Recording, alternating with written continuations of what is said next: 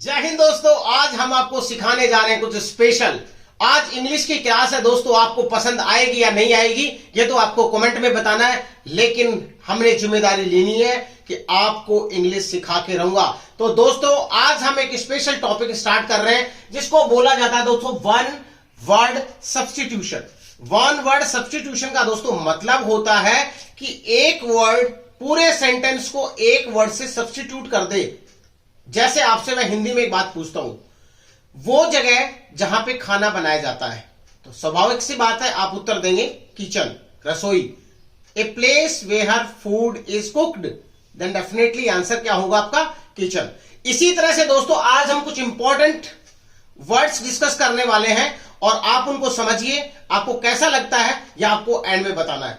एक एक वर्ड इस वीडियो का इंपॉर्टेंट होने वाला है और आपको अच्छा लगे तो इस वीडियो को सब्सक्राइब करें, शेयर करें और अपने दोस्तों तक जरूर पहुंचाएं। तो देरी ना करते हुए आते हम बिंदु पर।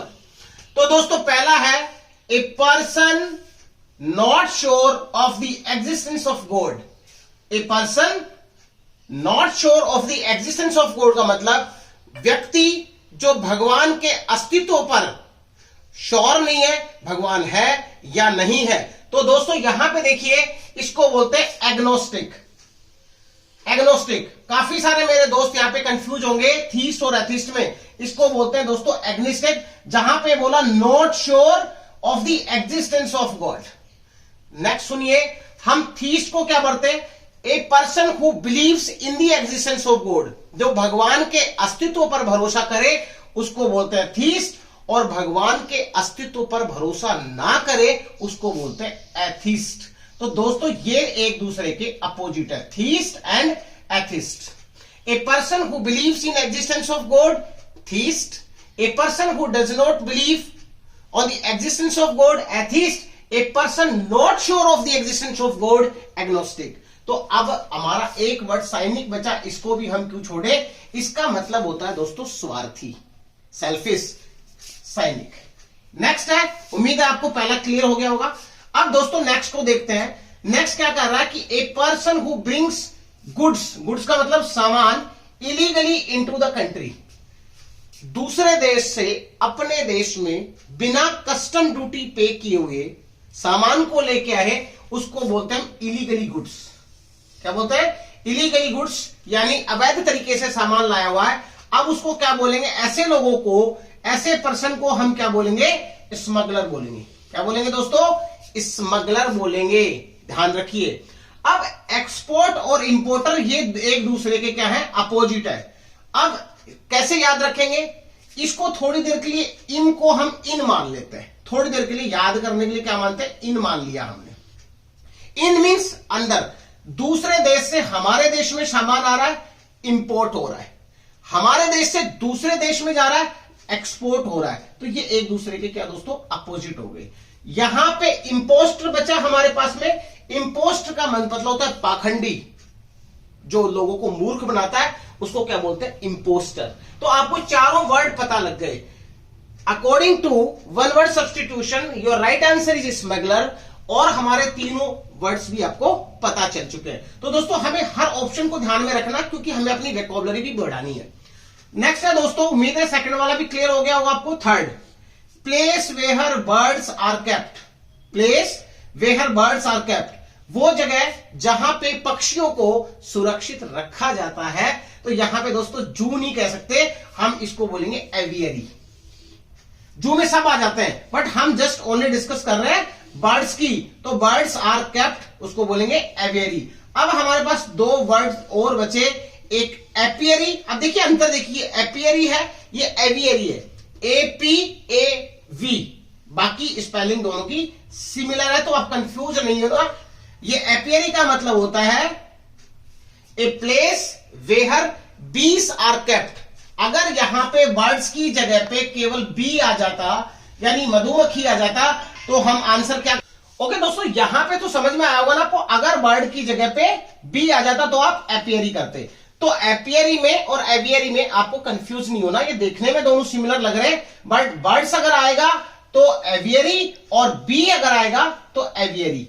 जू का होता मतलब चिड़ियाघर, और आर्मरी का मतलब होता है शस्त्रागार, a place where weapons are kept. ये आमतौर फौज में बहुत यूज होता है और फौज में आमतौर की भाषा में इसको कोत बोल दिया जाता है, KOTE, a place where weapons are kept, armoury or कोत। नेक्स्ट होता है दोस्तों फोर्थ, देखते हैं फोर्थ क्या कहता है। One who sacrifice his life for a cause, जो अपने जीवन को देश के लिए किसी कारण के, देश के लिए, देश के हित में न्यौछावर करते। आमतौर पे हमारे सोल्जर देश के लिए न्यौछावर अपने प्राणों को करते हैं, तो उस लोगों को हम क्या बोलते हैं, मार्टियर बोलते हैं, यानी शहीद बोलते हैं। क्या बोलते हैं दोस्तों, मार्टियर, MARTYR, ध्यान रखिए स्पेलिंग का। अब हमारे पास सोल्जर का मतलब तो आपको पता है सैनिक होता है। रिवोल्यूशनरी का मतलब होता है जो रिवोल्यूशन करता है, आंदोलन करता है, उसको बोलते हैं रिवोल्यूशनरी। उसके बाद आ गया पैट्रियट, और पैट्रियट का मतलब होता है देशभक्त। क्या होता है दोस्तों, देशभक्त। तो मैंने आपको सोल्जर का मतलब सैनिक, आंदोलनकारी, शहीद और देशभक्त। और लास्ट है मेरे दोस्तों fifth, one who Yeats everything, जो सब कुछ खाता है, यानी वो वेजिटेरियन भी है और नॉन वेजिटेरियन भी है। तो ऐसे लोगों को या ऐसे एनिमल को हम क्या कहते हैं, ओमनीवोरस। क्या कहते हैं, ओमनीवोरस। अब दोस्तों हमारे पास में 3 वर्ड और है और बहुत ज्यादा इंपॉर्टेंट है तीनों, हम इसको भी नहीं छोड़ने वाले। ओमनीपोटेंट, ओमनीपोटेंट का मतलब होता है सर्वशक्तिमान, सर्वशक्तिमान ओमनीपोटेंट का मतलब है। इंसॉल्वेंट, इंसॉल्वेंट का मतलब होता है दिवालिया, दिवालिया जिसका सब कुछ लुट जाए, आमतौर पे जिसके ऊपर सरकार का बहुत बड़ा कर्ज हो, बैंकों का बहुत बड़ा कर्ज हो। उदाहरण के तौर पे हम विजय माल्या को ले सकते हैं, he is the biggest insolvent of the country, इसलिए भगोड़ा हो गया वो। और ओमनिशिएंट, ओमनिशिएंट का मतलब होता है जो सब कुछ जानता है, वन हु नोज एवरीथिंग। तो दोस्तों मुझे उम्मीद है कि ये कंप्लीट वर्ड्स आपको समझ में आ गए होंगे, ये भी पता चला होगा कि वन वर्ड सब्स्टिट्यूशन होता क्या है। और अगर आपको इसी तरह के वीडियो चाहिए तो डेफिनेटली आप हमें कमेंट बॉक्स में बताइए। और इस तरह की क्लासेस आपको ज्यादा से ज्यादा चाहिए और हर हाल में आपको जॉब चाहिए, इंग्लिश में अगर आप वीक है तो ऋषि राज डिफेंस एकेडमी कोटपुतली को ज्वाइन कीजिए। और मैं मेरे आपको नंबर दे रहा हूं, उस पर आप मैसेज भेज सकते हैं, कोई भी डाउट हो तो 9622194452। ज्यादा लंबा वीडियो ना हो इसलिए हम आपसे लेते हैं विदाई। जय हिंद, जय भारत। कमेंट बॉक्स में जरूर अपना कमेंट कीजिए। जय हिंद।